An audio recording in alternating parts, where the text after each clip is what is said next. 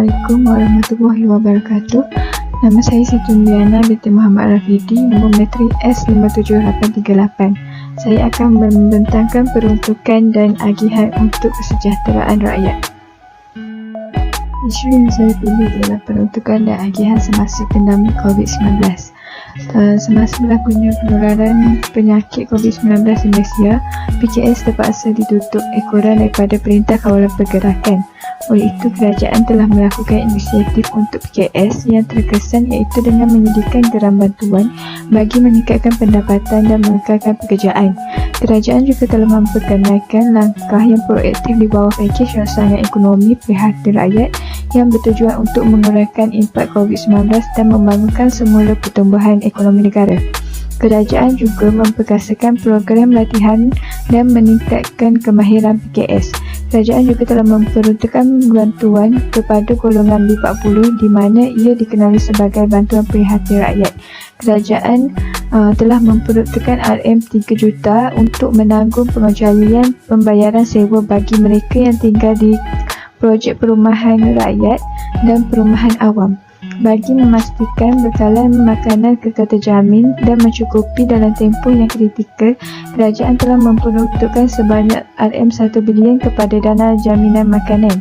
Kerajaan juga menyalurkan pelbagai bantuan kepada petani, peternak dan nelayan dengan memperuntukkan RM10 juta bagi menyediakan kemudahan infrastruktur tempat penyimpanan makanan dan membangunkan projek agro makanan. Seterusnya, peruntukan pembangunan dan kesejahteraan rakyat bagi Sabah dan Sarawak. Kerajaan telah memperuntukkan sebanyak RM2 bilion bagi projek Lebuh Raya Pen Borneo, iaitu untuk meneruskan pembinaan Lebuh Raya Pen Borneo. Bagi bidang pendidikan, kerajaan meminta untuk membantu memperbaiki dan membina semula sekolah yang daif di kawasan pedalaman Sabah dan Sarawak, iaitu dengan memperuntukkan sebanyak RM746 juta. Bagi Sabah, pada tahun 2009 menunjukkan kawasan luar bandar Sabah memperoleh akses bekalan elektrik ialah 72.2% dan jumlah ini hanya meningkat sebanyak 2% pada tahun 2011. Kerajaan harus memastikan Sabah dan Sarawak mendapatkan bekalan elektrik yang lebih stabil lebih lagi di Sabah. Assalamualaikum warahmatullahi taala wabarakatuh. Saya Nurul Syamil Fatihah binti Muhammad Suki akan membentangkan tajuk peruntukan dan agihan untuk daya tahan sektor swasta. Sektor swasta adalah satu kegiatan ekonomi yang tidak dikendalikan atau diuruskan oleh pihak kerajaan.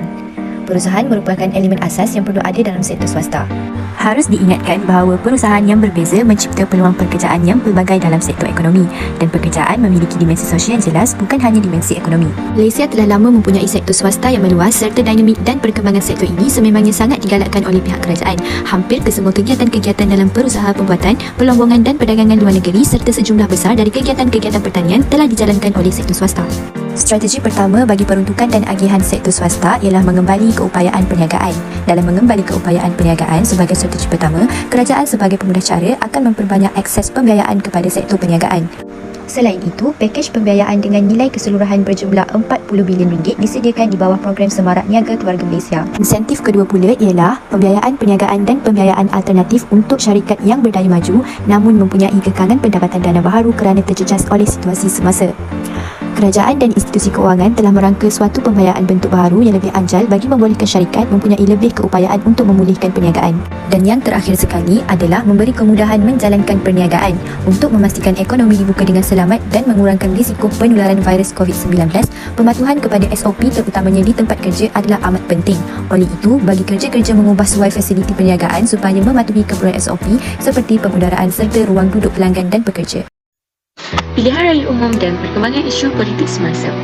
Pilihan raya umum adalah pilihan raya yang dijalankan untuk memilih wakil bagi semua kerusi Dewan Rakyat atau bagi semua kerusi Dewan Undangan Negeri yang akan diadakan secara berkala mengikut selang tempoh yang ditetapkan oleh perlembagaan. Politik pula merupakan segala sesuatu berkenaan pemerintahan sesebuah negara atau hubungannya dengan negara lain. Peranan kerajaan yang pertama adalah membela kepentingan dan kebajikan rakyat yang berbilang kaum. Kerajaan perlu memberi fokus kepada usaha pemulihan ekonomi negara yang semakin mencabar, kesan pergolakan politik dan kedudukan ekonomi global yang tidak menentu. Peranan yang seterusnya, mengurus pentadbiran negara. kerajaan harus mengadakan tindakan yang mematuhi prinsip utama tadbir urus. Hal ini dikatakan demikian kerana kerajaan boleh memberi faedah kepada rakyat. Sebagai contoh, kerajaan membina pusat transformasi bandar yang terdapat pada agensi kerajaan. Perkara ini akan sangat memudahkan masyarakat. Peranan yang ketiga adalah memastikan kestabilan politik. Bagi membolehkannya berfungsi dalam melaksanakan segala tugas dan tanggungjawab, rakyat sangat menaruh harapan untuk kerajaan berkhidmat dengan sehabis baik sebagai kerajaan yang berhati. Peranan yang keempat, bertindak sebagai penghubung dan membantu antara rakyat. Kerajaan juga berfungsi mengeratkan identifikasi rakyat dengan dasar-dasar awam. Kerajaan juga berperanan mengambil dan melatih para pemimpin politik dan menyediakan barisan-barisan pelapis kepimpinan politik yang terbaik di semua peringkat untuk perkembangan politik di negara kita. Peranan yang seterusnya, menyediakan pelbagai perkhidmatan. Kerajaan juga menyediakan kemudahan yang dapat membantu kepada pembangunan nasional. Peranan yang keenam, kerajaan menyediakan barangan dan perkhidmatan awam bagi kemajuan politik sesebuah negara. Barang awam kebiasaannya dibekalkan oleh kerajaan yang ada kuasa politik dan yang akan membuat keputusan untuk mendapatkan hasil dan pembiayaan perbelanjaan barang awam. COVID-19 atau dikenali sebagai sindrom pernafasan akut teruk coronavirus 2 yang telah ditemui pada 17 November 2019 di wilayah Hubei, China. COVID-19 adalah penyakit berjangkit dan boleh membawa maut. Pertubuhan Kesihatan Sedunia (WHO) telah mengisytiharkan bahawa penyakit COVID-19 sebagai pandemik kerana salah satu istilah dalam bidang kesihatan untuk menggambarkan tahap keterukan kelajuan sesuatu penyakit itu boleh berebak, terutamanya penyakit berjangkit. Oleh yang demikian, terdapat beberapa peranan kerajaan untuk mengatasi masalah sistem kesihatan dan pengurusan COVID-19 di Malaysia. Peranan kerajaan yang pertama memperkenalkan aplikasi MySejahtera. Ia mengatakan aplikasi MySejahtera dikembangkan untuk membantu kerajaan mengendalikan penyebaran wabak COVID-19 di Malaysia. Manfaat yang terdapat dalam aplikasi ini adalah memungkinkan anda untuk melakukan penilaian kesihatan diri, memantau kesihatan anda dan membantu Kementerian Kesihatan Malaysia KKM untuk mengambil tindakan segera untuk memberikan perubatan jika diperlukan. Aplikasi ini dapat mempermudahkan KKM dalam mendapat maklumat masalah pesakit COVID-19. Usaha kerajaan yang kedua ialah pemberian vaksin COVID-19. Usaha kerajaan adalah dengan memberikan vaksin kepada penduduk awam terutama golongan orang tua, dewasa dan mempunyai masalah penyakit kronik. Vaksin diberikan untuk membantu merangsang sistem ketahanan semula jadi badan bagi mengurangkan risiko mendapat jangkitan kuman atau virus. Kerajaan telah memperkenalkan Perintah Kawalan Pergerakan Malaysia PKP pada 2020 sehingga 2021.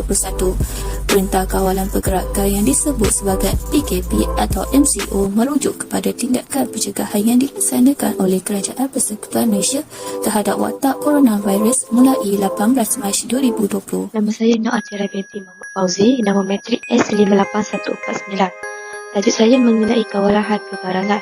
Kawalan bermaksud usaha atau tindakan menjaga dan mengawal manakala harga ialah nilai sesuatu barangan dengan kiraan wang. Oleh itu, maksud kawalan harga ialah mengenakan tindakan sekatan terhadap nilai barangan daripada dinaikkan yang biasa dilakukan oleh peniaga dan juga projek ketika musim perayaan. Menteri Kementerian Perdagangan Dalam Negeri, Penggunaan dan Kerjasama yang berkuasa dalam menetapkan harga barangan yang dikawal mengikut undang-undang yang telah ditetapkan. Seperti yang kita tahu, baru-baru ini negara berada dalam Perintah Kawalan Pergerakan PKP disebabkan penularan wabak COVID-19. Jabatan Persaingan dan Hal Ehwal Pengguna telah menerima aduan sebanyak 364 yang mana 75 daripadanya mengenai harga barangan. Jabatan Persaingan dan Hal Ehwal Pengguna setelah menerima aduan ini terus menjalankan tanggungjawab dengan memantau harga bagi barangan yang dianggap serius untuk kesihatan dan keselamatan pengguna seperti peletup muka dan pembersih tangan. Melalui maklumat penting, kadar keuntungan, kos dan trend harga pasaran, harga pemantauan didapati, harga kenaikan sangat tinggi didorong oleh kos import dan permintaan yang meningkat secara mendadak. Terdapat beberapa akta seperti yang pertama, Akta Kawalan Harga dan Anti Pencatutan 2011 yang dikekalkan bagi melindungi pengguna khususnya menjelang perayaan dan meletakkan tanda harga berwarna merah jambu pada harga tersebut. Yang kedua, Akta Kawalan Harga 1946 yang mengawal penandaan harga, pelabelan dan penetapan harga maksimum bagi barangan dan perkhidmatan. Yang ketiga, Akta Perlindungan Pengguna 1999 yang menyediakan sumber utama perundangan untuk perlindungan pengguna. Melalui akta-akta ini, kerajaan telah berusaha untuk mengawal harga barangan dengan mewujudkan sistem kehakiman yang tidak terikat kepada pengguna. Assalamualaikum, saya Muhammad Amir Syafiq bin Azhar ingin menerangkan tentang pelaksanaan fiskal federal di Malaysia. Fiskal bermaksud urusan yang berkenaan dengan aktiviti kewangan dan hasil kerajaan seperti cukai dan lain-lain. Fiskal dari asalnya dianggap oleh masyarakat adalah pemerintahan pendapatan yang digunakan untuk pengeluar yang digunakan dalam pembangunan negara. Seterusnya, fiskal terbahagi kepada dua strategi untuk mengukurnya, iaitu dasar fiskal mengembang dan dasar fiskal mengucur. Dasar fiskal mengembang ialah untuk meningkatkan permintaan agregat dengan menurunkan kadar cukai dan meningkatkan perbelanjaan kerajaan. Selain itu, dasar fiskal mengucur pula bertujuan untuk mengurangkan permintaan agregat melalui peningkatan kadar cukai dan pengurangan perbelanjaan kerajaan. Sekian, terima kasih.